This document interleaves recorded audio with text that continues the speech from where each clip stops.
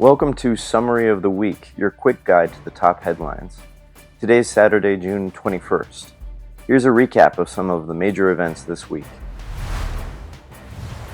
A frontline soldier warned that Ukraine's air defense systems are becoming overstretched as Russian forces are launching hundreds of attacks a day.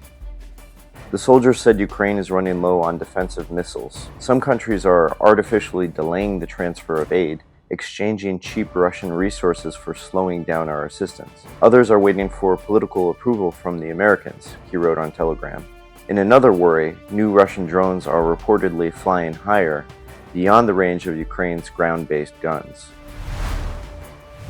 Kyiv confirmed Sunday reports that Ukrainian drones struck the Alabuga plant in Russia's Tatarstan Republic, which is known for producing Shahed kamikaze drones. Videos posted on social media show smoke billowing from areas allegedly in the vicinity of the factory. Ukrainian drones also reportedly targeted major chemical plants in Russia, including in the Stavropol and Samara regions. It's unclear how effective the strikes were, but social media posts reportedly show explosions in the area of the plants. Also, Ukraine's defense intelligence, GUR, reported that it sabotaged military-industrial facilities in Russia's Baltic Sea enclave, Kaliningrad, doing an estimated $5 million in damage.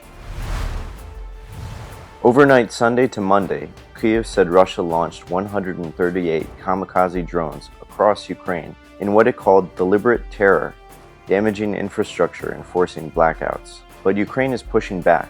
Military officials confirmed that Ukrainian troops had liberated a village near Pokrovsk in the Donetsk region and made gains in the Sumy region, reclaiming several positions in counterattacks.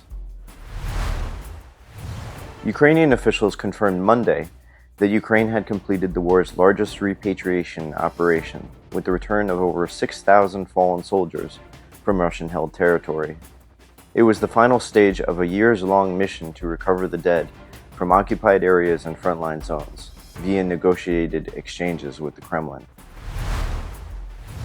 An aerial attack on Ukraine tore through the capital and several other cities overnight Monday to Tuesday. At least 28 people were killed and 130 injured in Kyiv in one of the deadliest Russian terrorist attacks on the capital since the full-scale war began, now more than 3 years ago. Among the dead were children, rescue workers, and an American national. The majority of the victims were pulled from the rubble of a 9-story apartment building in the city's Solomyansky district. 120 emergency medical teams were deployed across the city. Ukrainian President Volodymyr Zelensky said Russia had launched 440 drones and 32 missiles targeting cities across the country. He urged the international community not to turn a blind eye. The G7 leaders, minus Trump, vowed greater support for Ukraine. U.S. President Donald Trump left the G7 summit in Canada on Monday, skipping his planned meeting with Zelensky. Trump reportedly left the summit a day early to focus on the Israel-Iran conflict. The U.S. president didn't back up the other countries at the summit, which had reportedly issued a statement condemning Moscow and calling for more sanctions. In fact, Trump seemed to support the idea of returning Russia to the G7. Moscow lost its place in what was then the G8 because of its first invasion of Ukraine back in 2014. German Chancellor Friedrich Merz repudiated Trump, however. "We are not sitting here in this format with warlords and not with war criminals, which is why Putin has no place at this table," Merz said.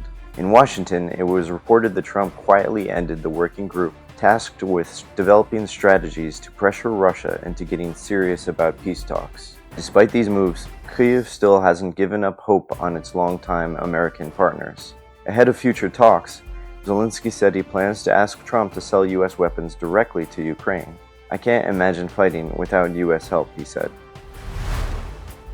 While the Americans are rolling back pressure on Russia, Russia's North Korean partners are stepping up their support. And this despite a report published Sunday showing that over half of the 11,000 North Korean troops sent to fight in Russia's Kursk region last year were killed or injured.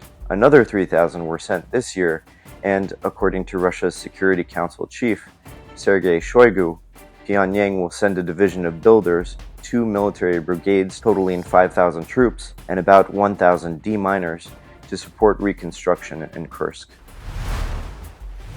On Wednesday, Ukraine's parliament, the Verkhovna Rada, voted to adopt a law that will allow its citizens and foreigners applying for Ukrainian passports to hold multiple citizenships in the future. The law will allow Ukrainians to legally receive a passport from another country without renouncing their Ukrainian citizenship, and for foreigners to obtain Ukrainian citizenship without giving up their passports. According to Olena Shuliak, the leader of the Servant of the People Party, the law will help maintain ties with millions of Ukrainians who were forced to leave during the full-scale war and earlier, attract foreign investment, and align Ukraine with European standards. In the early morning hours Thursday, Russia launched more than 100 drones against Ukraine. Of these, all but 6 were shot down, jammed, or missed their targets, and no casualties were reported. Zelensky visited the site of this week's strike in Kyiv and said bluntly that Russia rejects the ceasefire and chooses murder. Ukrainian officials noted that Russia has now been rejecting calls for a ceasefire for 100 days.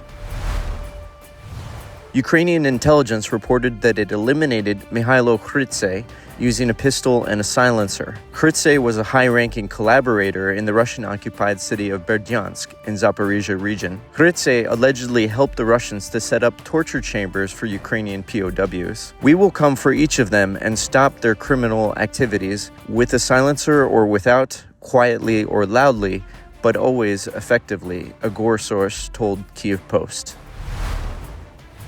A swarm of drones struck Odessa on Thursday night, killing 1 and injuring 14 in a strike that set port facilities ablaze and triggered another war crimes investigation. Equally beleaguered Kherson officials issued a plea for armored ambulances, saying even emergency vehicles aren't safe under constant fire. The city of Kherson, located just kilometers from the front, is dubbed a human safari by some due to Russian troops' indiscriminate use of first-person view drones against civilian objects as target practice. Ukraine and Russia conducted a new prisoner exchange on Friday, bringing home wounded and seriously ill Ukrainian personnel. Most of the soldiers returning today from Russian captivity were held for more than 2 years. Now they are finally home, Zelensky announced on Telegram. Neither side disclosed how many soldiers were freed, but among them were Mariupol fighters and soldiers from across Ukraine, the oldest of them aged 60.